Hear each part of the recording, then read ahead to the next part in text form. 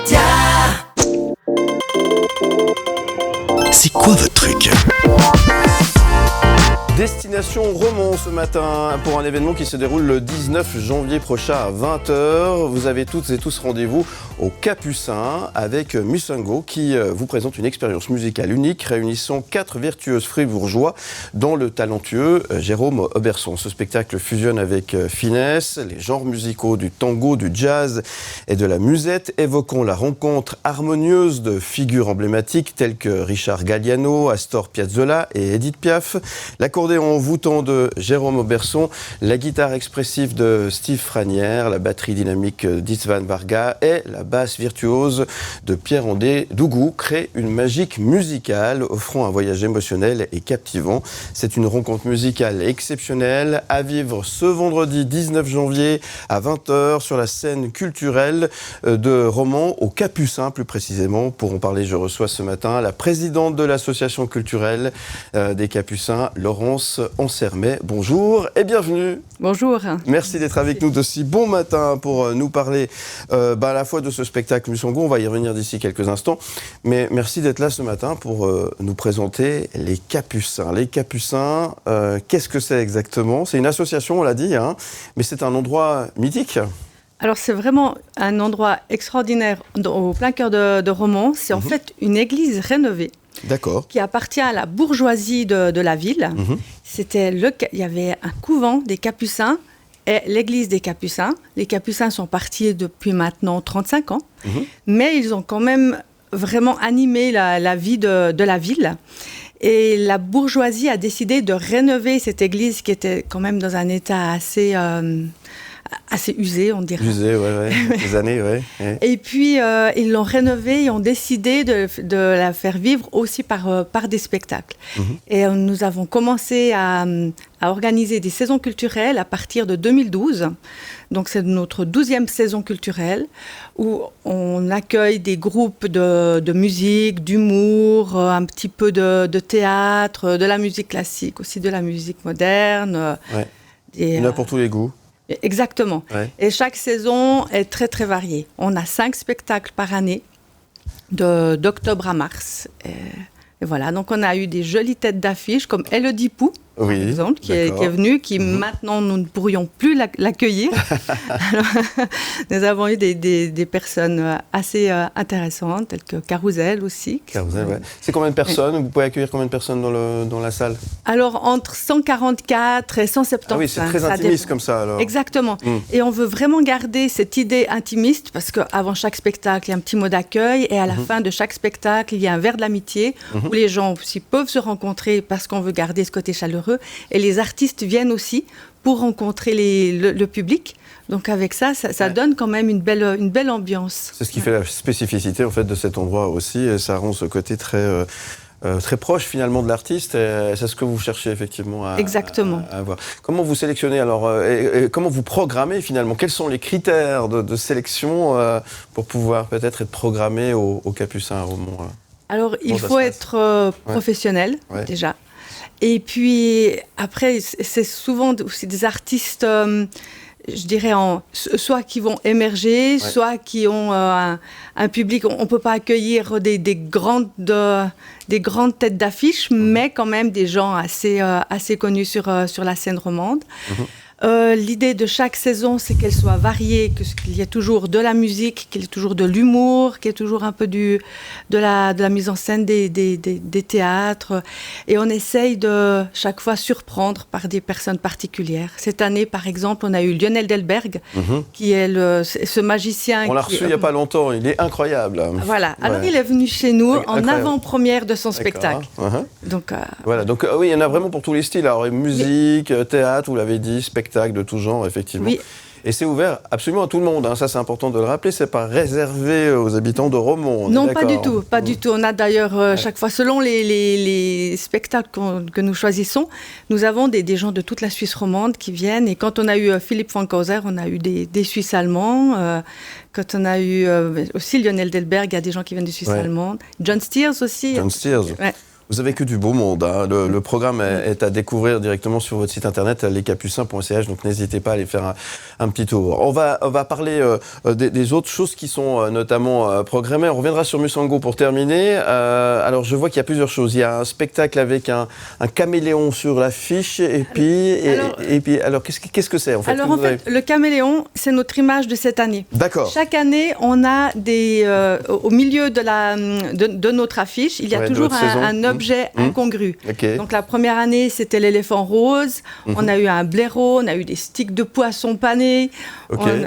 On essaye toujours de surprendre. Souvent, on a un lien avec assez ténu, je dois vous le dire quand même, mais avec la saison. Original. C'est notre idée justement, dans l'affiche, c'est toujours mis dans l'église des Capucins. Donc c'est pour montrer un petit peu ce côté décalé de la salle qui se trouve dans une église. Très bien. Et je tiens juste encore à proposer, à préciser, les gens sont bien installés. Ils ont un coussin sous les fesses, ils ont un coussin dans le dos. Donc c'est quand même sur les bancs d'église parce qu'on veut garder un petit peu ce côté particulier, ce côté insolite de la salle. Mais on a pas mal aux fesses. Mais on a pas mal aux fesses et pas mal au dos. 1h30, on tient très bien. Alors vous avez Miss Helvetia qui viendra le 1er mars, notamment au Capucin aussi. Typiquement, là encore, on voyage dans un autre univers, j'ai envie de dire. Exactement. Yodel Pop, c'est la première fois qu'on prend du yodel. Mais Yodel Pop, et c'est quelqu'un de très lumineux, qui va faire certainement chanter les gens. Enfin, voilà, ce côté convivial est très bien. Toujours recherché. 1er mars 2024. Encore une fois, vous allez sur lescapucins.ch pour en savoir un petit peu plus. Allez, 2 mots sur ce spectacle, ce concert, devrais-je dire, qui aura lieu ce vendredi 19 janvier au Capucin. Là, il y aura du beau monde sur scène. J'ai donné les noms tout à l'heure avec Jérôme Auberson, qui sera entouré de musiciens, notamment pour nous faire voyager dans les styles musicaux, le jazz, le tango, la musette. Ça aussi, ça promet d'être un bon moment. Alors, c'est totalement inédit d'accueillir ces personnes-là. Et ce que je trouve extraordinaire dans ce groupe, c'est leur modestie. Alors, il y a Jérôme qui vient vers moi et dit « j'aurais peut-être un spectacle à te proposer. Ok. Et puis, il vient comme ça, un petit peu l'air de rien. Alors que finalement, il y a, quand Pierre-André Dougou parle de lui, il dit « mais c'est un dieu de l'accordéon. » Et lui, et Jérôme dit « ah oui, mais j'ai rencontré Steve Franière, mais c'est incroyable ce qu'il fait. » Chacun parle de lui, comme des autres, comme s'ils étaient vraiment supérieurs, le summum, alors qu'ils sont les 4 au super niveau. Et avec ça, ils se tirent encore en haut. Donc, ça va être un spectacle extraordinaire et qui est très peu joué, parce qu'ils sont vraiment très modestes pour se mettre en avant. Ils vont se faire plaisir, là, quand même. Oui, ça. Alors vraiment.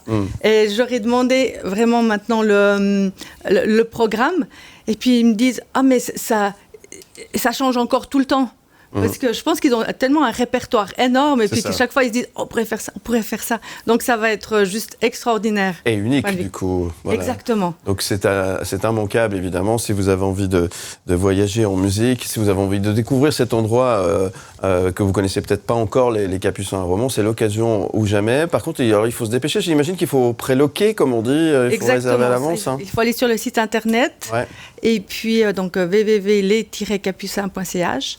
Et là, il y a encore de la place pour vendredi, mais je pense qu'après cette émission, ça va très vite partir. Oui, je vous le souhaite en tous les cas. En tout cas, bravo pour ce que vous faites. Bravo pour cette association aussi. C'est important de soutenir la scène culturelle régionale. Et vous le faites très très bien au Capucin. Merci d'être venu nous en parler. J'espère que vous viendrez nous parler prochainement d'autres choses que vous allez présenter dans votre saison culturelle. Avec plaisir. On vous souhaite une belle année 2024. Et puis je rappelle l'adresse, lescapucins.ch pour en savoir un petit peu plus. Et puis bon concert pour ce vendredi avec Musango. Jazz, tango et musette au programme. Ça va être plutôt sympa. Merci beaucoup. Merci à vous. Donc j'ai une attache pour nos voisins romans. On appelle ça l'escroquerie, c'est mon métier. Je suis en bonne compagnie avec ça. Je suis Comor, vendeur de drogue. Il y a Philippe Morax qui arrive dans votre grève. C'est ce... Ça va donner de la peine. Presque me faire oublier qu'il est 7h. L'invité du matin. Dans un contexte où les dynamiques hommes-femmes sont scrutées, analysées, voire critiquées, l'invité du jour, mon invité ce matin, vous propose une expérience exceptionnelle avec un spectacle qui célèbre avant tout une meilleure compréhension mutuelle. Bien loin de perpétuer des stéréotypes dépassés, il s'engage pleinement en faveur de l'égalité entre les sexes. En parallèle de son ouvrage Hommes-Femmes, mode d'emploi, notre invité, mon invité, dispense des conseils précieux pour favoriser une compréhension mutuelle et établir des relations épanouissantes. Ainsi, nous abordons ce matin deux facettes complémentaires, le spectacle, les hommes viennent de Mars et les femmes de Vénus, et le guide pratique, hommes-femmes, mode d'emploi. Bien que distincts, ces deux éléments, nous plongerons ce matin, vous plongerez avec nous dans les intrications des logiques masculines et féminines. Vous laissons penser à, si seulement j'avais compris tout cela, plus tôt. Bonjour Paul Devendre. Bonjour Philippe. Merci d'être avec nous. Un sujet éternel. Hein. Dis donc, vous n'avez pas mis de blouse blanche ce matin. Hein. Non, j'ai la chemise quand même blanche. Bienvenue à vous. Je suis incognito ce matin. Effectivement, j'ai envie de dire sujet éternel et très compliqué. Mm-hmm. Et aujourd'hui, avec tout ce qui se passe, pas forcément évident à parler, à évoquer en tout cas. Non, il y a une vraie évolution dans la société aujourd'hui où je pense qu'on sort d'une société où le masculin était considéré comme supérieur dans la société, dans les entreprises et tout ça. Les femmes se sont battues pour montrer qu'elles étaient l'égale des hommes, évidemment, parce que c'est un peu énervant d'être considéré comme inférieur. Et pour se battre comme ça, elles n'avaient pas d'autre choix que de se battre sur le terrain des hommes avec les règles du jeu masculines, qui étaient les seules règles du jeu en vigueur, reconnues, acceptables. Donc elles l'ont fait avec un certain succès et je pense que grâce à ces évolutions-là, maintenant je sais que c'est pas encore acquis partout, mais dans mon idée, on est égaux évidemment, et je pense qu'on peut aller un petit peu plus loin aujourd'hui et reconnaître qu'on peut être égaux et différents. Dans un premier temps, il a fallu qu'on montre qu'il n'y avait pas de différence pour dire qu'on était égaux. Maintenant qu'on sait qu'on est égaux, plus ou moins, je pense qu'on peut être égaux et en même temps reconnaître nos spécificités, nos différences et cultiver la richesse de nos différences plutôt que d'essayer de les gommer. N'empêche que ce sujet est un sujet délicat en ce moment, c'est compliqué. On arrive à en rire, est-ce que les hommes et les femmes rient la même chose finalement? Non, justement, c'est ça qui est marrant, c'est qu'on ne rit pas tout à fait aux mêmes endroits, parce que dans le spectacle, c'est pas tellement les hommes et les femmes, c'est les polarités masculines et féminines qu'on a chacun de nous. Évidemment, beaucoup de femmes se retrouvent dans les côtés féminins, beaucoup d'hommes dans les côtés masculins, mais en même temps, on bouge tout le temps. Et ce qui est très marrant justement dans le spectacle, c'est les coups de coude, les gens c'est tout toi et tout ça. Évidemment, on est chacun sur le travers de l'autre ou sur les côtés parfois un peu frustrants et un peu agaçants de son partenaire. Et donc, mais ce qui est très chouette justement dans le spectacle, c'est que parfois on a l'impression qu'on est les seuls à vivre ces petites incompréhensions du quotidien. Et quand on est ensemble à rire dans des grandes salles, on se dit c'est juste un mec, c'est juste une nana. Donc ça permet d'être un petit peu plus indulgent. Quel retour vous avez du public? Est-ce que vous prenez un moment justement pendant et peut-être après le spectacle pour pouvoir écouter, comprendre aussi les réactions? Quels sont les retours si vous en avez? Oui, depuis longtemps maintenant, j'ai énormément de réactions sur les réseaux aussi, tout ça, de témoignages. Et j'ai plein de témoignages de gens, notamment, par exemple, je pense à un jeune que je croise à la gare de Bordeaux il y a quelques mois. Il a un accent liégeois très prononcé, donc je suis belge, donc je reconnais assez facilement. Et je lui dis, c'est pas à la gare des Guillemins qu'il y aurait ça. Et puis il me dit, non, c'est pas sur Mars non plus, il m'a reconnu, mais il m'a rien dit. Et puis en papotant 2 minutes comme ça, il me dit, mais je dois vraiment vous remercier parce que mes parents sont venus vous voir il y a 15 ans et ça a sauvé leur couple, et je voudrais vraiment vous dire merci. Lui qui était enfant dans cet environnement-là où les parents se chamaillaient, il dit, ça a changé vraiment énormément de choses pour moi et pour mon enfance. Donc il y a plein de témoignages comme ça et c'est ça qui me motive vraiment à continuer, parce que c'est vrai qu'on est dans une société où on ne peut avoir peur, notamment les jeunes générations ont un peu peur, on a peur d'approcher les hommes, les femmes, etc. Comment créer des relations saines, et je pense que ça participe à une meilleure compréhension mutuelle. Oui. Alors c'est un sujet éternel qui est là depuis des années, mais qui évolue. Donc finalement, ça évolue aussi avec votre manière d'être sur scène et de présenter finalement le sujet. Oui. Avant, on vivait chacun de son côté. Il y a 30 ans, aucune femme n'aurait imaginé reprocher à son mari d'avoir utilisé la mauvaise éponge pour faire la vaisselle. Il ne savait pas où était la cuisine, donc on risquait pas de se chamailler là-dessus. Maintenant, on a envie de vivre ensemble. Justement, on est à deux dans la maison, on est à deux en train de travailler ensemble aussi et tout. Et donc, c'est une richesse extraordinaire, mais ça nécessite aussi peut-être une meilleure compréhension mutuelle, justement, pour éviter les frustrations, les petits accrochages qui peuvent naître de nos fonctionnements différents. Figurez-vous que nous aussi, on a quelques témoignages. On a baladé notre micro et notre caméra. Et on a peut-être des questions pour vous. Et ça va être intéressant si vous êtes d'accord de vous prêter au jeu. Paul Devante, c'est parti. Écoutez, regardez. Pourquoi devons-nous valoriser les hommes lorsqu'ils effectuent une tâche à la maison ? Ça, c'est le genre de questions, évidemment, qu'on peut se poser, hein, effectivement, auquel ça rejoint un petit peu ce que vous étiez en train de dire. Pourquoi alors ? Mais pourquoi ? Parce qu'en fait, on ne fonctionne pas de la même manière, on ne se sent pas aimé pour les mêmes raisons. Le féminin se sent aimé avant tout par rapport à des petites attentions qu'elle peut avoir au quotidien, par rapport à une écoute, par rapport à un ressenti, être respecté dans son ressenti, dans ses émotions. Le masculin, lui, se définit plus par ce qu'il fait, et donc c'est normal qu'il soit plus sensible aux remarques qu'on peut faire par rapport à ce qu'il fait. Et donc, beaucoup de femmes résistent un peu en disant c'est un enfant de plus et tout ça. Peut-être, mais c'est en fait, le masculin est valorisé quand on met en avant sa compétence. Alors qu'elle est plus vite blessée quand, si on critique ce qu'elle ressent, si on n'est pas à l'écoute, etc. Dans le féminin, c'est ça où elle est la plus sensible. Qu'est-ce qu'être féministe aujourd'hui ? Vous êtes féministe ?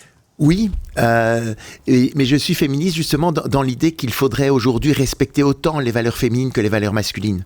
Je suis pas dans un féminisme où il faudrait nier toutes nos différences ou que je trouve ça un petit peu dommage qu'une femme doit devenir comme un mec pour être respectée.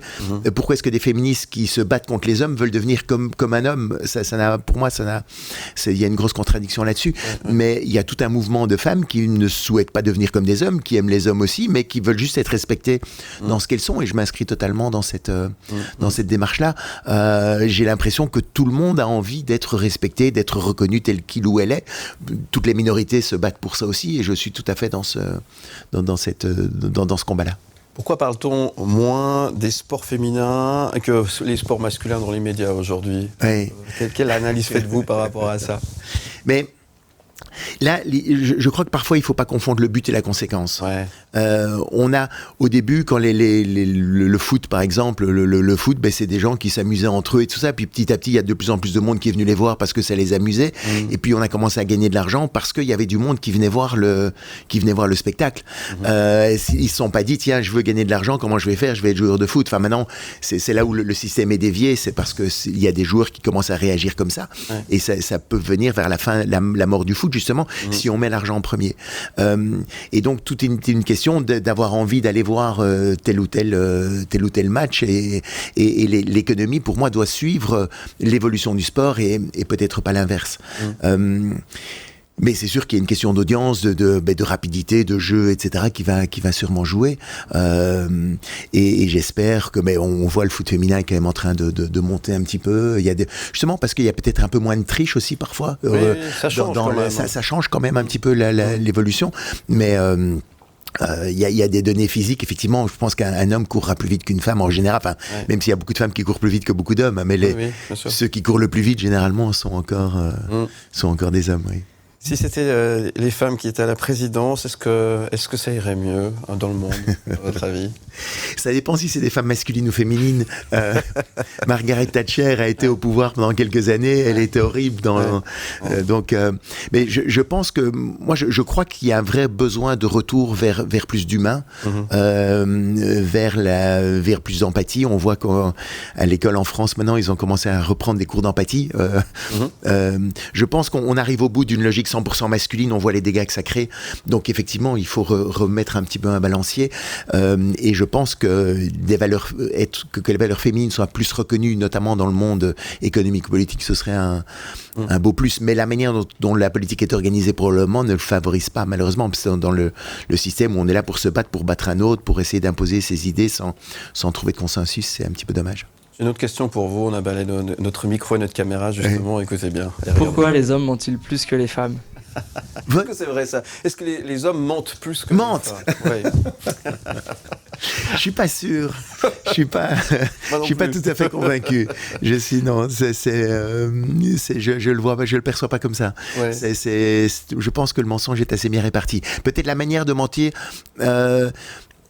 Peut-être qu'un homme peut parfois arranger la vérité quand il va dire s'il sent qu'il est en retard, il va se faire engueuler, il peut dire je suis en train de partir, je suis à la maison alors qu'il n'est pas encore parti du bureau. Donc là il peut y avoir mais il peut y avoir peut-être une peur un peu de la réaction de son chéri ou sa chérie. En fait il y a un des trucs qui peut être important de comprendre, c'est que Qu'est-ce qui rend vraiment un homme heureux en couple? C'est une question que je pose dans le spectacle et c'est marrant de voir en fait beaucoup de femmes. Enfin, il y a personne qui répond, très très peu de gens. Souvent on me dit, il faut lui foutre la paix, il faut il est heureux quand il mange bien. Alors non, en fait c'est pas fondamentalement ça. Ce qui le rend heureux, c'est quand il voit sa partenaire heureuse. Et donc parfois il peut mentir un peu par omission pour éviter qu'elle soit malheureuse ou qu'il la voit triste ou quoi. Mais donc parfois ça peut partir d'un bon sentiment. Votre spectacle, votre livre, en fait, ils font du bien, c'est ça l'idée. Hein. Alors par le rire aussi, parce que c'est important, parce qu'il faut réussir à en rire pour un peu, peut-être casser certains codes. Hein, et dédramatiser aussi. Dédramatiser, je pense qu'il y a ce sont des choses qui sont importantes, mais qui ne sont pas spécialement graves. Et de pouvoir justement le parler de manière assez légère et sans se sentir attaqué. Parce que très souvent, si on va voir un psy ou une conférence, il y a un côté un peu sérieux, un peu rébarbatif, où on se dit on va encore se faire avoir. Déjà, je me fais engueuler toute la journée avec ma femme ou mon mari, qui n'est jamais content. Ou qui est jamais contente, je vais pas encore passer une soirée à m'engueuler. Je trouve que le rire, pour moi, est une manière fabuleuse d'apprendre, et de dédramatiser, de pouvoir aborder des situations où on est tous les deux détendus. Et ce qui est très chouette, c'est de voir justement une tierce personne qui parle de tout ça. Ça permet c'est pas moi qui engueule mon mari ou qui engueule ma femme, c'est quelqu'un qui nous dit quelque chose, ça résonne en nous, et on peut en discuter, on peut en discuter entre nous. Surtout qu'il n'y a pas de vérité. Il n'y a pas de vérité. Il n'y a aucune absolue. vérité. C'est vraiment l'idée, c'est pas d'imposer une vérité ou un modèle de société. Je suis pas du tout là-dedans. Moi, j'ai juste envie de donner quelques clés pour que les gens s'entendent mieux. Ah ouais. Ça va donner de la peine. presque me faire oublier qu'il est 7h. L'invité du matin. Mon invité ce matin, Paul Devendre, homme, femme, mode d'emploi. Les hommes viennent de Mars, les femmes de Vénus. Qu'en est-il des autres planètes, Paul Devendre? Mais j'insiste beaucoup et encore plus dans cette version mise à jour 2.0. C'est que c'est pas les hommes et les femmes, c'est nos parts masculines et féminines. Et donc beaucoup de couples homosexuels viennent me voir aussi parce que dans un couple homosexuel aussi, il y en a un qui aime bien parler de ses problèmes, l'autre qui a plus de difficultés à en parler. Il y en a un qui va être plutôt avoir envie de s'habiller de manière variée, et l'autre qui est plutôt dans un style plus classique. Donc on retrouve aussi ces différences de fonctionnement dans toutes les situations. Est-ce que vous avez évoqué les couleurs, hein? L'homme est plus censé être vers le bleu, les femmes plutôt le rose. Qu'est-ce que vous pensez de ça? Est-ce que c'est des codes qui sont encore aujourd'hui en vigueur? Je sais pas. Et pour moi, toute l'idée, c'est qu'on puisse chacun être respecté tel qu'on est. Alors, évidemment, l'idée n'est pas d'imposer des cours de maths aux petits garçons et des cours de cuisine aux filles. Mais je trouverais dommage qu'une fille ne soit respectée aujourd'hui que si elle prend des cours de maths. Ou qu'il faille obliger un petit garçon maintenant à prendre un cours de cuisine parce que ce serait mieux. Non, laissons les enfants vivre ce qu'ils ont à vivre du mieux qu'ils peuvent. Alors, oui, évidemment, il y a un poids quand même... qui est là, et il faut essayer de le gommer, justement, d'enlever les biais les plus évidents, mais c'est pas de gommer les différences, c'est de laisser un petit garçon jouer à la poupée s'il a envie, une petite fille jouer avec des camions de pompiers si elle a envie, mais c'est pas de les forcer à faire l'un ou l'autre pour leur bien, non, laissons-les vivre ce qu'ils ont à vivre dans le respect de ce qu'ils sont. Qui est votre public? C'est des couples essentiellement? Oui, beaucoup de couples. Et ce qui je trouve vraiment très sympa, c'est qu'il y a les jeunes générations sont vraiment très très nombreuses aussi. J'ai commencé à jouer en 2006, donc il y a quelques années, et je vois les générations qui bougent, les parents qui viennent avec leurs enfants, qui avaient 10 ans, qui en ont 20 ou 25 maintenant, et qui viennent le voir. Je vois sur les réseaux sociaux, il y a des gens mettent des vidéos, parfois des extraits de vidéos de mes spectacles, et il y a des millions de vues par rapport à, et donc dans une population qui est plus jeune. Et donc ça interpelle encore beaucoup, et j'espère être justement une caisse de résonance par rapport à cette idée justement de vivre heureux ensemble, qu'il y a encore moyen d'être heureux en couple. Il y a beaucoup de jeunes ont peur de se côtoyer, beaucoup de jeunes garçons, de garçons ont peur d'aller côtoyer des filles, de faire mal, de pas être bien, d'être aussi, et c'est vrai qu'il y a plein d'excès, donc évidemment qui sont horribles, mais beaucoup de gens qui sont tout à fait normaux en fait pâtissent aussi par capillarité de ces excès-là, et donc ça crée un univers qui est pas sympa. C'est plus compliqué aujourd'hui? Je pense. C'est plus compliqué parce que justement, on est là à se respecter mutuellement. À mon avis, du temps de Depardieu, c'était pas compliqué pour lui. C'était plus compliqué pour les femmes qui devaient subir en tout cas, ces blagues et pire. Mais en même temps, je trouve que c'est plus simple si on est capable, si on apprend à se respecter mutuellement. Je trouve que c'est merveilleux. Il n'y a pas à avoir peur de l'autre. Si on est dans une démarche bienveillante et empathique vis-à-vis de l'autre, je trouve que l'époque peut être justement plus belle parce qu'on va être dans une vraie collaboration, un vrai partage, un vrai échange sincère qui peut être très très sympa. Vous répondez à toutes ces questions dans votre spectacle en blouse blanche. On peut vous appeler docteur alors? Oui, un professeur. Professeur, très bien. Professeur, j'ai quelques questions qui pour donne un permis de couple. L'idée, c'est d'échanger un permis de couple. Oui. Tout à fait, absolument. J'ai quelques questions pour vous. C'est une rafale de questions, c'est pendant 1 minute. Je vais vous poser plein de questions, il faut répondre un peu du tac au tac. Oui ou non, bim bim, possible, évidemment. Vous êtes prêts, on y va? J'y vais. Rien ne va plus, attention, c'est parti. On a parlé de Mars et Vénus. Vous venez de quelle planète? Moi, je suis bilingue, il y a des deux. Vous arrive-t-il d'être dans la Lune, Paul Levendre? Il m'arrive d'être dans ma grotte. D'accord. De quel sujet pourriez-vous parler pendant des heures, à part celui-ci? À part celui-là, je pourrais parler de la société, de l'évolution sociétale dans laquelle on est, notamment du réchauffement climatique et de l'évolution et de ce qu'on va laisser comme planète pour les jeunes. Qu'est-ce que vous achetez toujours en trop grande quantité? En trop grande quantité, du CCML. C'est un genre de chocolat qu'on ne trouve qu'en Belgique, une boisson chocolatée que j'adore. D'accord. Si votre vie était une série télévisée, quelle musique serait le générique de cette série? Big Bang Theory. Ah. Qu'est-ce qui vous a rendu fier récemment? Ce qui me rend fier, c'est les témoignages de gens qui me disent que ça les a beaucoup aidés, que le spectacle a changé un petit peu leur vie. Qu'est-ce qui vous plaît le plus en Suisse, Paul Levendre? En Suisse, ce qui me plaît, ma fille qui y habite. On lui fait un petit clin d'œil au passage. Ouais. Et quelle est votre chanson préférée? La réponse, je l'ai, c'est celle-ci. Non, c'est celle-ci, pardon, voilà. Expliquez-nous pourquoi. Expliquez-nous pourquoi cette chanson et donnez-nous le titre. The Sound of Silence. Oui, Sounds of Silence, c'est une reprise de Simon Garfunkel d'une version d'un groupe qui s'appelle Disturbed. Et il met une gravité dans cette chanson. Simon Garfunkel avait chanté ça de manière assez légère et pourtant les paroles sont dramatiques parce que déjà en 68, en fait, il prévient des ravages de la société de consommation et des excès de cette société de consommation, de l'absence justement de la relation à soi et peut-être d'une relation au divin aussi et tout ça. Et donc il le met de manière légère et lui il le reprend aujourd'hui de manière beaucoup plus profonde et notamment il dit j'espère il faudrait que les gens aujourd'hui les gens se parlent sans s'écouter c'est quelque chose qui est fondamental pour moi et je trouve qu'il faut réapprendre à s'écouter justement, pas juste parler dans le vide mais aussi apprendre à être en relation. Magnifique, très belle. Qu'est-ce que vous avez envie de dire à toutes les personnes qui ont envie de venir peut-être vous voir en spectacle ou acheter votre livre? Qu'est-ce que vous avez envie de dire? J'ai juste envie de leur dire soyez heureux, mettez tout ce qu'il faut pour l'être vis-à-vis de vous-même mais aussi dans vos relations avec vos enfants, au boulot et tout. Il y a des clés très simples à comprendre dans ces logiques masculines et féminines différentes et ça vaut le coup de venir le voir. Et puis de rire surtout. Et de rire. Et le plus important, c'est l'amour. Et le plus important, c'est l'amour. Qu'est-ce qu'on peut vous souhaiter, Paul Levendre? Une belle année 2024 comme à vous, plein de bonheur et donc continuer à... Moi, je crois que le vrai combat qu'on peut avoir aujourd'hui, qui est fondamental et qu'on peut chacun faire, c'est d'être bienveillant envers soi-même, d'essayer d'être un peu plus indulgent vis-à-vis de soi. On a tous en soi une petite voix qui nous critique constamment à longueur de journée, qui vient de notre enfance, de nos blessures. Je pense que le vrai travail qu'on peut avoir aujourd'hui, c'est de lâcher un peu cette pression-là et d'être plus bienveillant envers soi. Merci Paul Levendre pour ce bon moment. Avec grand plaisir. Merci Philippe. À bientôt. À bientôt. Balance ton sport, le MAG. Balance ton sport, le MAG est le stade Pierre de Coubertin à Lausanne qui va faire peau neuve d'ici 2028-2029 avec des infrastructures durables qui pourront accueillir jusqu'à 12 000 personnes. Les conséquences de cette transformation sont nombreuses. Le mythique stade de la Pontaise, du coup, est en sursis et le stade Lausanne-Ouchy ne sait plus où jouer. Mais cette transformation fait des heureux et le meeting international Atletissima se courra à Coubertin ces prochaines années.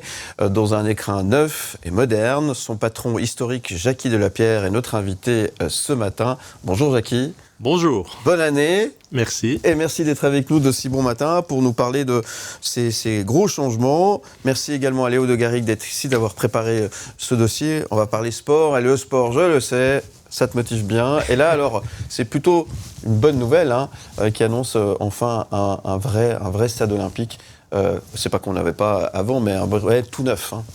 Oui, Jackie Delapierre, vous allez retrouver vos quartiers d'ici 4-5 ans dans le sud de Lausanne. Vous êtes fondateur, organisateur du célèbre meeting d'athlétisme. Vous êtes dans quel état d'esprit après les annonces de la semaine dernière qui concrétisent le projet ? Disons que c'est une étape dans le processus qui a quand même démarré en 2007, en 2009 avec une votation de la population lausannoise qui aurait un stade au nord et un stade au sud, dans tous les cas pas deux stades au nord. Et après, ça a été un long chemin qui n'est pas terminé puisqu'on est à la première haie, je veux dire, puisque c'est la votation d'un crédit pour poursuivre le projet. Mais très content d'avoir pu aboutir déjà à une décision politique d'aller de l'avant de ce projet après beaucoup d'atermoiements. Si ça va jusqu'au bout, concrètement, ça changera quoi pour Athletissima ?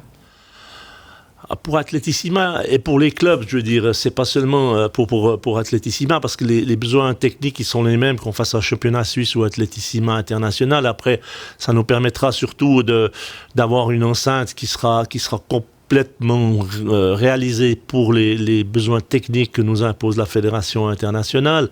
Il y a beaucoup d'obligations, mais elles le sont aussi lorsqu'on fait un meeting avec des clubs.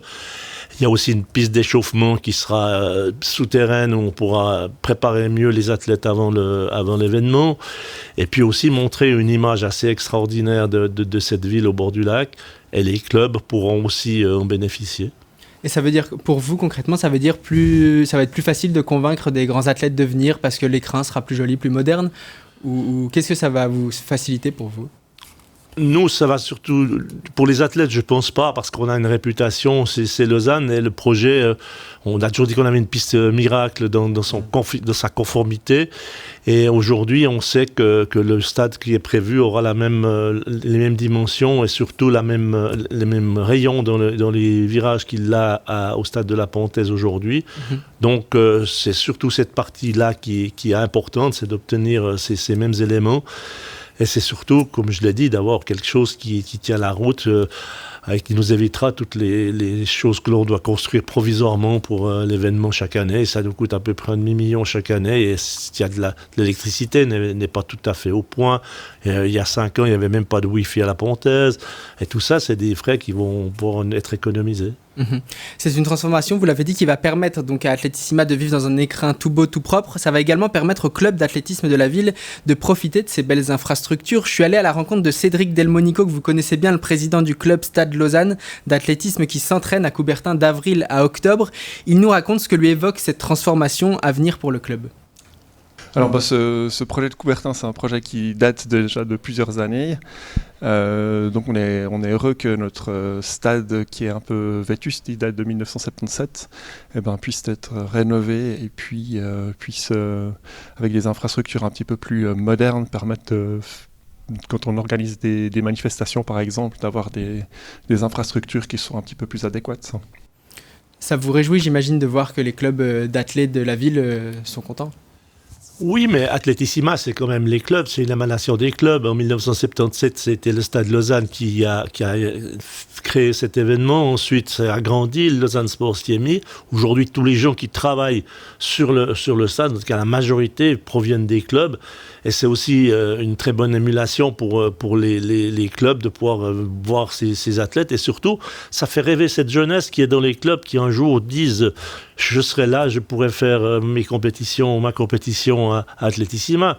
Léa Sponger, qui maintenant a rejoint le team Athletissima, le dit assez fréquemment. Elle a beaucoup découvert Athletissima au travers de sa venue avec ses parents quand elle était enfant. Sarah Hatcho, la même chose. Donc ça crée une émulation. Il faut penser que il ne peut pas y avoir de manifestation internationale si la base n'a pas pu participer d'une manière ou d'une autre à l'événement et grandir au travers de cet événement et surtout à prendre beaucoup d'expérience. Et vous rendez aussi l'appareil au club. Souvent, il y a cette métaphore du ruissellement où les clubs bénéficient de la lumière d'un grand événement comme Athletissima. Ça fait 45 ans que vous êtes à la tête du meeting. Vous avez des exemples concrets de ce qu'a permis Athletissima pour l'athlète lausannois ou même suisse ? Oui, il y a les événements qu'on a créés autour d'Athletissima et qu'on organise toujours. Il y a eu notamment ce 5 x 80 mètres qui est mythique, qui a eu germé dans l'idée de l'un de nos collaborateurs un jour. Et aujourd'hui, tous les clubs voudraient participer à 5 x 80 mètres. Et la plupart des athlètes qui aujourd'hui sont au sommet, la première chose qu'ils se rappellent, c'est d'avoir participé en ouverture. Mais juste avant le grand événement à 5 x 80 mètres, ils avaient 10 ans, 12 ans, 13 ans. Et c'est quelque chose qui reste en mémoire. Et puis maintenant, c'est devenu une tradition. On a le City Event qui est gratuit pour le public. Et ce City Event, c'est un investissement. Ce sont des coûts assez élevés, mais c'est un investissement aussi pour la jeunesse qui peut venir voir cet événement, être encore au plus près des athlètes qu'ils le sont dans le stade. Donc oui, Athletissima, c'est peut-être une des raisons du projet de Vidi, mais c'est beaucoup d'autres choses. C'est beaucoup de soutien au public. On soutient les athlètes du Centre national d'Aigle Lausanne. On fait vraiment beaucoup d'événements tout au long de l'année, et c'est ça que je dis assez souvent, Athletissima, c'est 365 jours de sport et de bonheur. Jackie Delapierre, notre invité ce matin. D'ailleurs, notez bien la date de Athletissima cette année, ça sera le 22 août, c'est noté. C'est ça, et le 21, la veille, le City Event, qui sera le saut à la perche à Ouchy. Balance ton sport, le MAG. Balance ton sport, le MAG, ce matin avec Léo de Garrigue et notre invité. Nous recevons Jackie Delapierre. Merci d'être avec nous. Jackie, on parle notamment de l'Athletissima. On en a parlé tout à l'heure. Notez bien la date, le 22 août prochain. Ça sera au stade de la Pontaise, là. Et puis, le jour avant, le 21, ça sera... City Event à Ouchy avec le saut à la perche masculin. Ouais. Et ça marche bien. On en parlait un petit peu hors antenne. Ce rendez-vous City Event a vraiment pris comment dire, sa place à Lausanne. Ça, c'est devenu très important et très attendu. Oui, c'est très attendu. D'abord, c'est un événement gratuit. C'est la veille de l'événement. Si le stade est plein, ça permet de pouvoir offrir encore quelque chose à côté. Et puis, c'est de 18h à 20h. Pour la jeune génération, ça évite de rester très tard dans le stade le lendemain s'ils veulent vraiment approcher les athlètes. Comme je l'ai dit, on les voit de plus près. Et puis ça fait partie un petit peu de la vie maintenant des Lausannois d'avoir ce City Event. C'est le sport qui va en ville, c'est le sport qui rentre dans l'arène de cette région d'Ouchy. Et voilà, c'est quelque chose qu'on va faire perdurer. Et c'est plutôt sympa, effectivement. Alors, on va parler un peu de l'avenir de la Pontaise, qui soulève des questions, Léo de Garrigue. Oui, la Pontaise qui fait partie des inconnus à venir dans les années et qui font partie des grosses questions des années prochaines. Ce mythique stade donc, qui a accueilli des matchs de Coupe du Monde de football notamment, il n'aura bientôt plus de vocation sportive. Il devrait soit être détruit, soit être réaménagé avec des commerces et des logements. Est-ce que c'est la bonne décision d'après vous, Jackie Delapierre ?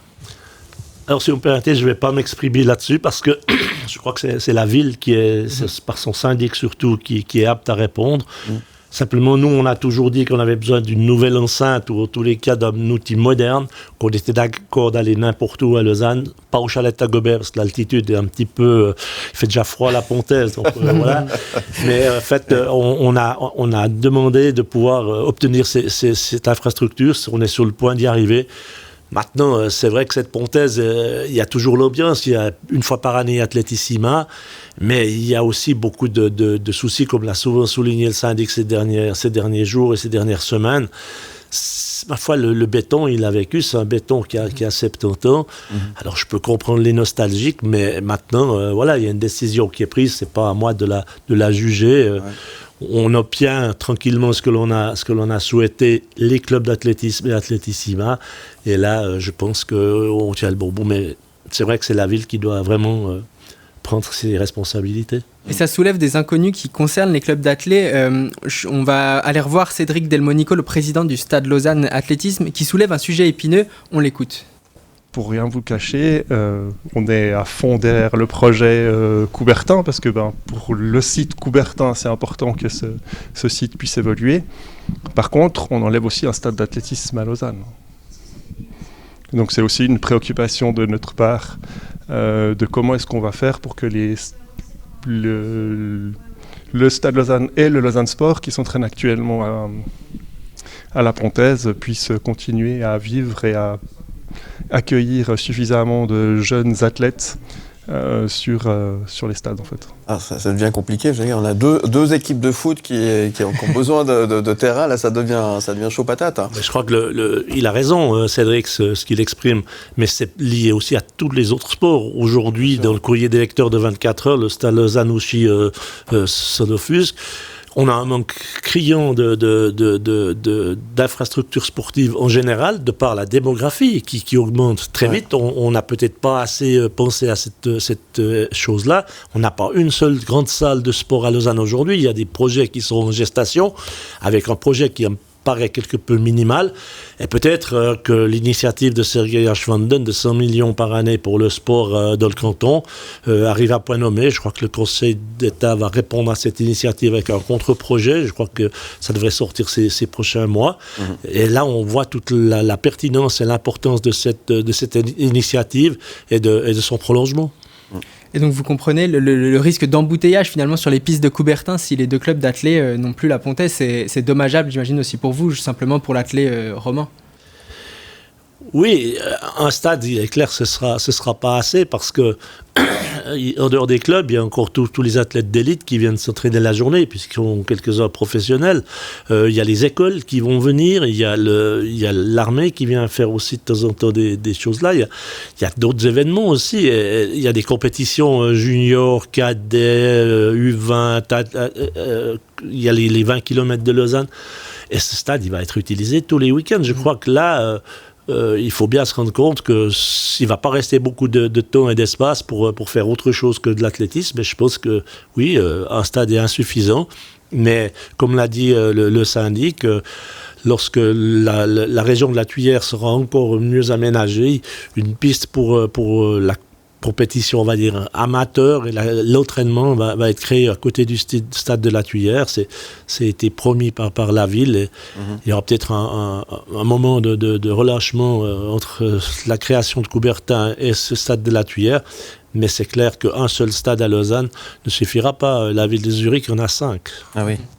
Donc l'athlé a un bel avenir à Lausanne, on le comprend. Il y a un autre acteur du sport lausannois, on en a brièvement parlé, qui se retrouve un peu sur le carreau. Il s'agit du stade Lausanne-Ouchy qui joue à la Pontaise cette saison en Super League, qui ne peut pas jouer au stade Juan Antonio Samaranch, qui n'est pas aux normes de l'élite.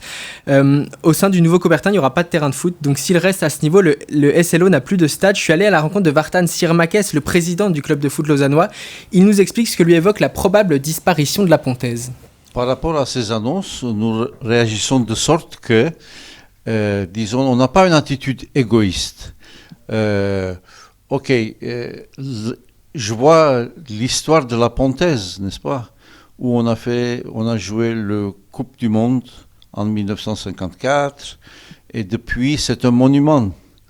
Par rapport à ça, je pense que, ayant CIO le siège à Lausanne, CIO, il doit collaborer étroitement avec le canton et avec la ville pour sortir un magnifique objet rénové, où on pratique aussi notamment l'athlétisme, bien sûr, à l'image cet stade olympique de Rome.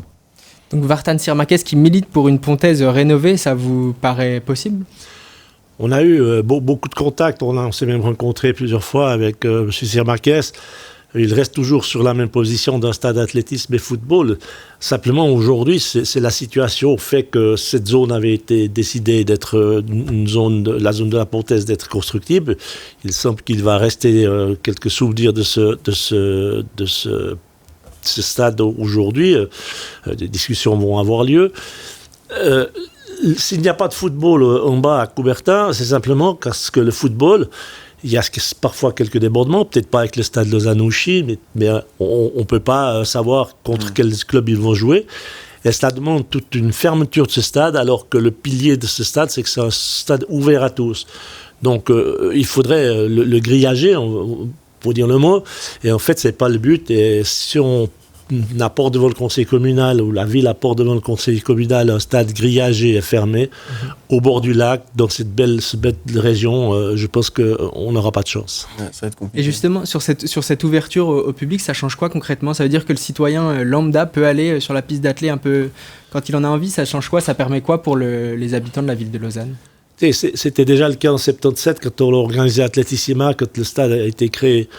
Lorsqu'on a fait la conférence de presse mercredi matin, il neigeait, faisait -4, il y avait une dizaine de personnes qui allaient faire leur footing. Ça fait partie aussi de cette adrénaline. Les gens viennent voir Atletissima, mais ils ont aussi la possibilité de pouvoir aller courir sur cette piste-là. C'est cette proximité de la population. C'est ce que nous, on a toujours recherché. Une piste d'athlétisme, c'est comme une route, donc elle peut être endommagée par des fumigènes ou des choses comme ça, mais si vous courez monsieur tout le monde aime tout le monde sur cette piste, elle va pas être endommagée. Les installations annexes devront être protégées, mais la piste, elle peut très bien être proposée à l'ensemble de la population. Et le SLO qui regrette notamment de ne pas avoir été assez sollicité sur les discussions. Est-ce que vous partagez ça? Serge Dupéret, le vice-président, disait la semaine dernière « À aucun moment nous n'avons été associés aux réflexions ». Vous comprenez leur position? Oui, je peux la comprendre. Serge a certainement raison, mais c'est aussi à eux d'avoir pris ils restent sur leur position d'avoir un nouveau stade avec une piste autour. C'est peut-être pas la bonne direction qu'il aurait fallu prendre. Nous aussi, je veux dire, lorsqu'on a commencé en 2007 et que ce projet a été gagné en 2016, on nous avait promis un stade qui serait inauguré l'année prochaine. Eh bien, ça n'a pas eu lieu. Pourquoi? Parce qu'on a créé la Baudoise Arena, qui est un outil fantastique. Mais il y avait les Jeux de la jeunesse, il y avait les championnats du monde de hockey qui auraient dû avoir lieu. On a su laisser passer notre tour à plusieurs reprises et avaler aussi quelques couleurs. Aujourd'hui, on est dans la réalité.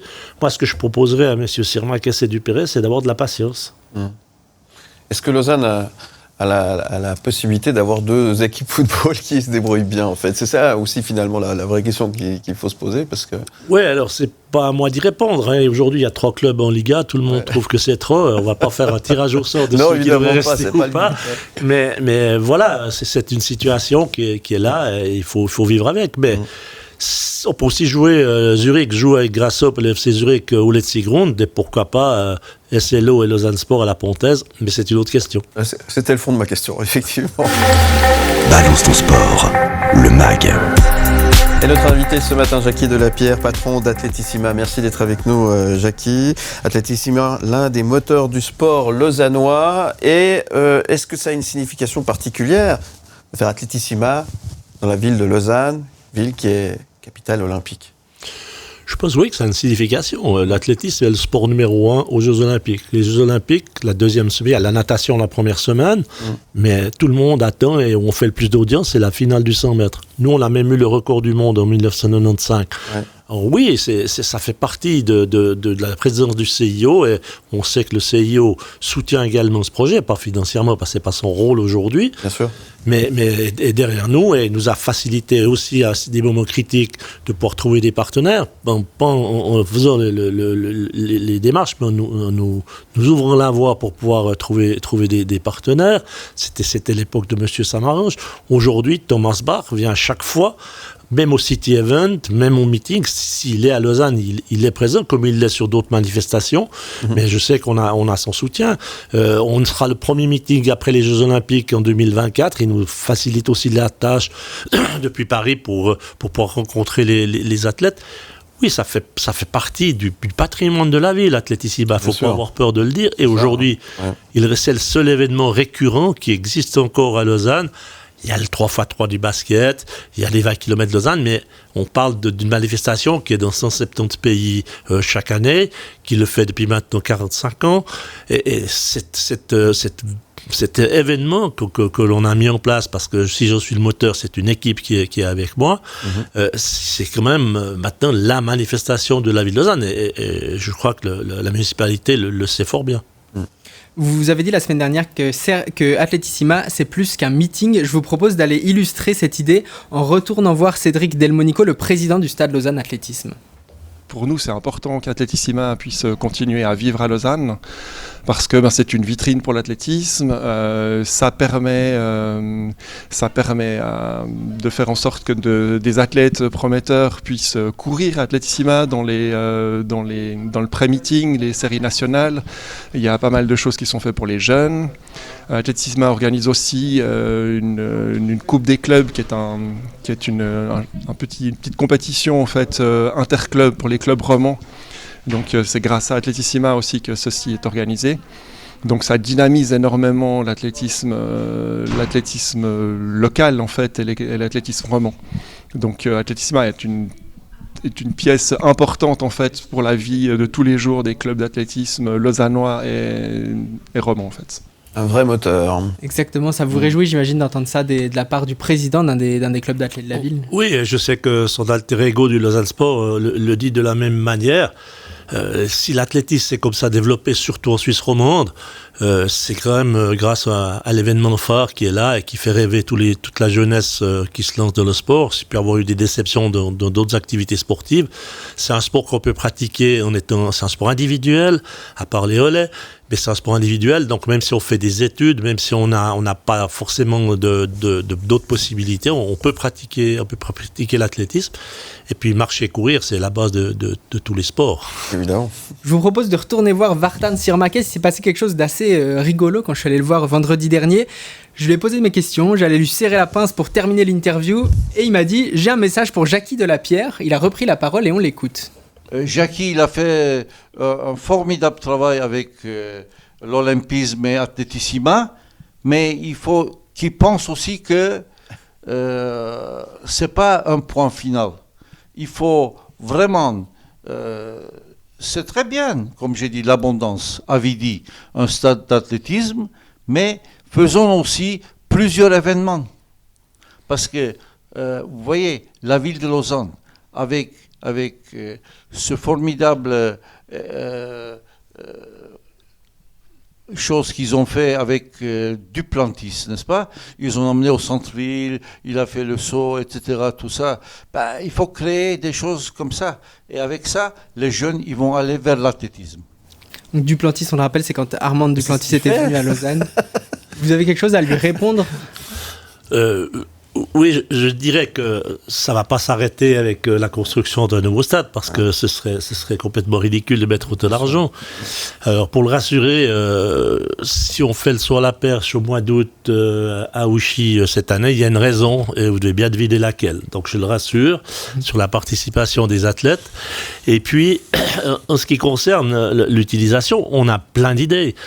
J'arrive à un âge où je vais remettre les clés de l'événement dans un avenir assez proche à deux personnes extraordinaires qui sont Julien Carrel, Julien Carrel